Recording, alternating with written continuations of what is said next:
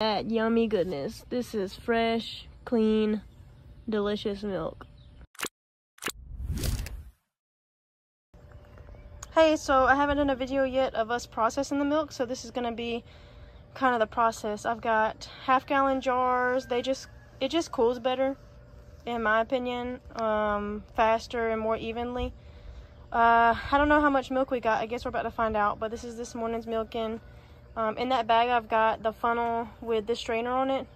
My funnel is just a reusable strainer. Sorry, my strainer is just a reusable strainer. I really like it. I know some people don't like them, but mine washes really well. And I'll show you in a second. It's super, super fine.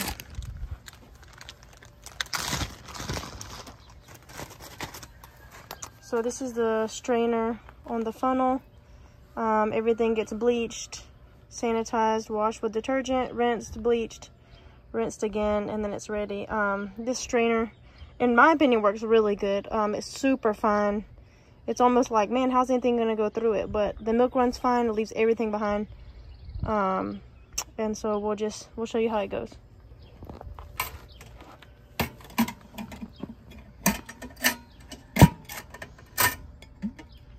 Oof, look at that fresh milk. What do you want to guess what it is, Abby? 2.5? 2.5? I guess we'll see. I'm gonna guess 2 3/4. Okay.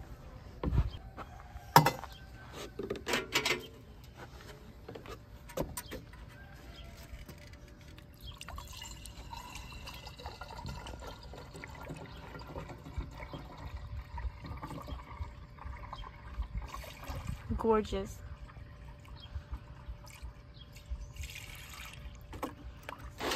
Well, thanks. There's more room in there.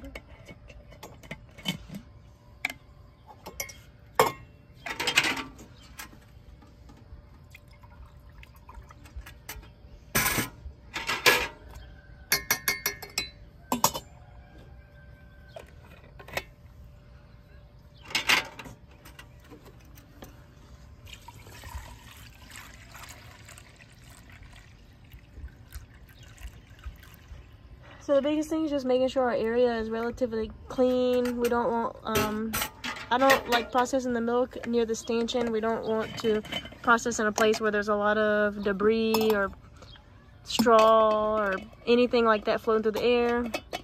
Not necessarily because it'll mess up the milk too much, as long as it's not like a glob of poop, because we're obviously straining it, but more just like it can affect the taste and the smell. We do machine milk, so the process itself is relatively closed. But for processing, I like to just be somewhere else. This is actually our mom's house. And I do like to do it outside, just because I don't want to spill it inside. And if you look on the strainer, you do see little globs.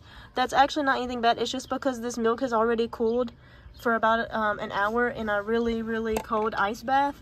So that's actually just the fat globules are starting to solidify a little bit. So that's actually not like anything bad that it's straining out. And we'll show you how to tell. That's a good idea. Oh. Go ahead. So the way you can tell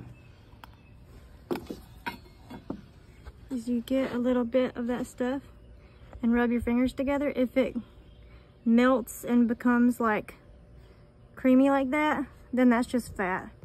If it was like chunks from mastitis, it would stay rubbery and intact, and it would be like a little chunky grossness. But this is just like smooth, and it dissolves and like melts on my fingers. So that's how you know. That just happens when it gets cold. That's not It's not a sign of mastitis. it's not mastitis, and it's not anything gross. It's just the fat. Mastitis is usually going to be more stringy. It's not going to be like teensy weensy little itsy bitsy little pieces. It's like a stringy blob, and it's gross. So that's just from the cream cooling. So now we're gonna go pop this in the freezer for maybe an hour, maybe a little bit less, just to put, because it's already pretty cold. But we're gonna pop it in the freezer for a little bit and go ahead and probably clean everything up and get going. Look at all that yummy goodness. This is fresh, clean, delicious milk. It might not even make it in the house before the kids drink it.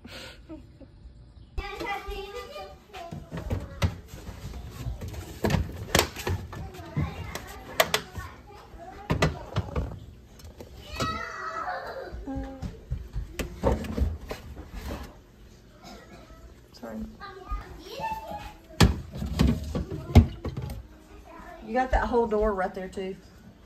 Well, the door is Yeah, not the coldest.